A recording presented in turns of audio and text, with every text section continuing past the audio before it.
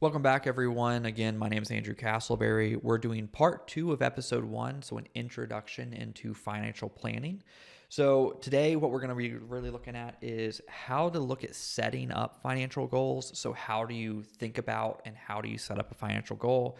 And then the importance of tracking your spending. So the importance of tracking your spending does kind of sound like it would fit into our second episode of budget and cash flow, but it is really important. It's a foundational layer of building a financial plan. So I wanted to go ahead and include a little bit onto that topic in episode 1, because that really is going to be the building block to making sure you're financially healthy. And I want to spend some time talking about that. But we're going to start off with going over how to set financial goals. So setting financial goals are really very similar to setting any other goal in your life. It's not like there's some weird secret that financial goals have. It's just like setting anything else. So first, you want to identify your priorities. So what are you actually trying to do? Determine what matters to you. Do you want to pay off debt? Do you want to pay down your house? Do you want to fund for retirement? Do you need to build an emergency reserve? And depending on where you are in your financial journey, those are going to change. So it's not a goal that you're going to set, and this is my goal for life. Like, for example, one of my life goals is to get a six-pack set of abs. That is turning into a 10-year goal for me and has not happened over one summer yet. So ideally, your financial goals will not go that long. And really what will happen is they will start to change as you hit those milestones at that point. So once you've kind of identified your main priorities, then you want to start looking at categorizing those goals. And I tend to view categorization into really 3 different components: short-term, mid-term, long-term. So short-term really being, what are you going to do, I would typically say, in the next 1 to 5 years. And I like to clarify that in 1 to 5. Some people do 1 to 2, some people do 1 to 3. I like 1 to 5 just because if it is like a bigger purchase that you really know you're shooting for, that 5 years, I think a decent metric to say. But what you're looking at is that's typically going to be something that's a little bit more concrete, a little bit more clear. That's going to be something you know is coming on the horizon. It might be a college, it might be a car purchase, it might be a home improvement, but it's going to be pretty cement that you can start working towards. And it might just be, hey, building up an emergency savings, starting to fund your retirement. All of those can be in that range. Then you want to look at that midterm. This is probably a little bit more gray for most people. You just might not know. So I always say this is something that's a dream of yours that isn't necessarily retirement related or in retirement, but something you want to do prior to. So if you are in your 30s or 40s and you've always wanted to buy a rental property just to kind of test it out, and that's something you want to shoot to do prior to retirement, you can start to put that and work towards that in your midterm goals. And ultimately, long term, I tend to clarify those as retirement plus. How do you want to retire? What do you want that retirement to look like? Start thinking about those. And when you're making these goals, and I've said this multiple times in my last video, make sure you're making SMART goals. Again, specific, measurable, achievable, relevant, and time bound. Don't make a goal that says, I want to have $16 million 2 years from now when your savings account's at $10. Probably not realistic for most people. I mean, some people start businesses and that happens for them, but for a lot of people, probably not a realistic thing. So just make sure you're setting SMART goals for yourself. You're giving yourself small milestones to keep you motivated at that point, and you're kind of building on any sort of progress you're making. Next, you want to quantify those goals. So give each one a value. And this kind of goes into that measurable part of SMART goals, is just quantifying them. That way you know where your progress is. So it might be, I want to hit $100,000 in retirement savings by the time I'm 30 or 35. Or it might be, I want to have 2 times my salary saved for retirement by the time I'm 40. Whatever that might be for you, just make sure you set a quantifiable amount.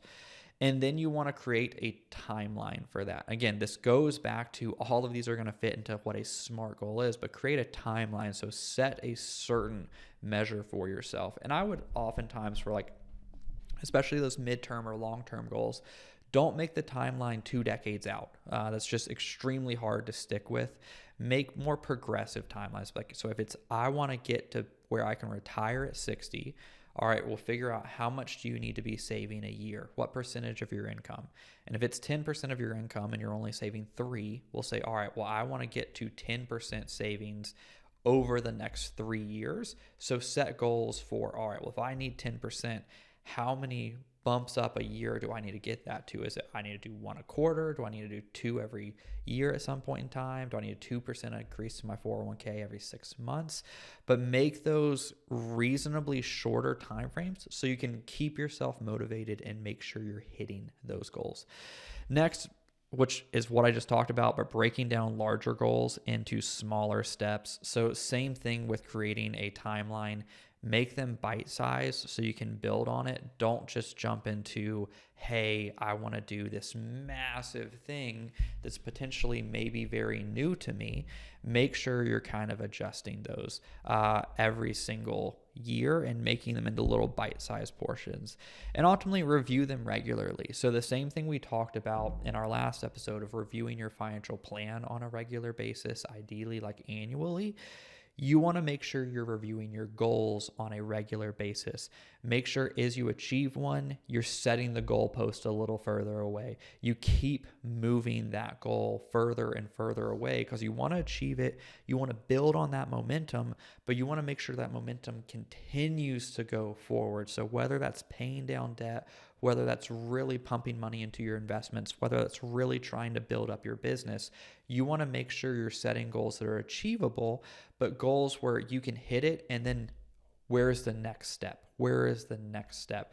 That way you are constantly improving, and by doing that, you will be improving your plan, be improving your readiness for the unexpected, and be setting yourself up to have a successful long-term plan and long-term goals just because you are constantly making yourself better year in and year out. Now, so when we think about goals, that's really kind of the key things I want us to look at. Now, I want to look at why it's important to track your spending is the next part of this, because it is absolutely essential into effectively managing your finances. It provides insights into what your habits are, what your spending patterns are, how you can save money where you're maybe spending too much money.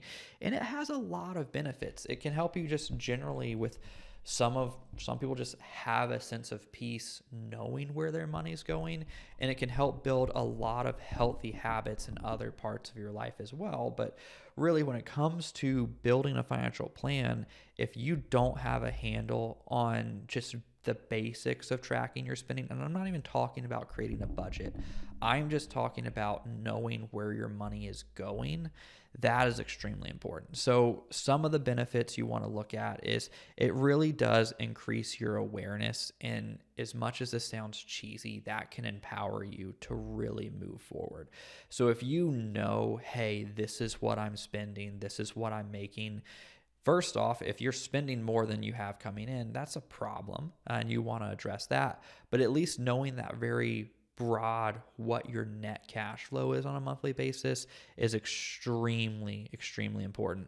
Then it's going to build onto allowing you to set a budget if you need to, allowing you to set realistic goals, and making sure that that is something that is even doable for you. Because if you're not tracking what your actual spending and what your actual income is, there's no way to create a realistic goal. So if your goal is, hey, I want to save $200 a month, but your net cash flow is negative $1,000, that goal's not going to happen. And if it does happen, it's going to be counteracted by taking out $200 more of credit card debt to maintain your lifestyle. So you want to make sure, again, you're tracking so that you can ultimately set goals and you can ultimately budget and you can ultimately manage your debt at that point. Then it's going to eventually build to financial discipline. So once you've kind of built this baseline, you're going to get a certain level of financial discipline coming in. And this might seem a little bit harder if you try and attack everything at once. But think of it as the first step is tracking. And I always relate it back to I think fitness, because it's the easiest correlation. I think most people set so many New Year's goals around fitness or health that it's something that's a little bit easier to look at. And a lot of people, finances is just something they either don't choose to think about or don't want to. But think about it in terms of like a diet. So if you are just wanting to either lose weight or bulk up, whatever it might be, the first step is knowing where's your baseline. So where is your baseline diet? If you weren't trying at all, what does that look like? So you want to get that baseline of tracking your expenses. So with no change or adjustment at all, where is your actual baseline at that point? Then you want to start building in a little bit of discipline into that. So it might be, if you're dieting, eating a little bit more protein in your diet, or maybe cutting 1 or 2 snacks out, but something small so you can build on that. Same with your finances. Don't try and go from spending $3,000 or $6,000 naturally a month to cutting that by 50%. It's not going to last. So you want to make sure you're doing small steps to build discipline, and then it becomes a lot easier and a lot more sustainable over time at that point. So as you're doing that, you're going to start kind of seeing patterns of, all right, where are my weaknesses? Where are kind of leaks in my boat, if you will, of what do I need to work on? What are some potential risks? But you're going to start seeing those become smaller and smaller and smaller and smaller. Even the best budgeter and the best tracker are always going to have little things that come up that they're not going to expect. So don't get discouraged by that. But ideally, those little things that come up become less detrimental and less detrimental and less detrimental to your overall financial plan over time. And then lastly, if you start to track your spending, you start to build these very basic fundamental building blocks, create your financial discipline, it is going to lead to you achieving your goals and having a real peace of mind around your finances. So you will be able to meet those goals. Again, it's not going to be overnight, and it could potentially be several years before you really start to see some momentum build up, but it will start to be there. And then you will find peace of mind in knowing that your financial situation is under control. You are the driver on it. You are setting yourself up to be able to retire when you want to retire and live a life that is a life you want to be able to lead at that point in time. So really starting with tracking your spending and making sure you are really, really focusing on your fundamental financial health is going to be a key building block. It sounds very rudimentary, and I think a lot of people have a tendency to look down and be like, budgeting is for someone that is taking on a ton of debt or not doing this. But no matter where your net worth is, what your income level is, making sure you have a firm handle on that very, very fundamental level of your financial health and your monthly cash flow is extremely important for making sure your goals are not only realistic and achievable, but something that provides you with a core peace of mind and understanding of where your financial life is going and what steps you need to do to actually get there. So that wraps up episode 1. Please subscribe and like this video if you enjoyed it. Look forward to seeing you guys in our future episodes, and please check out our old videos. Thanks, and have a great day.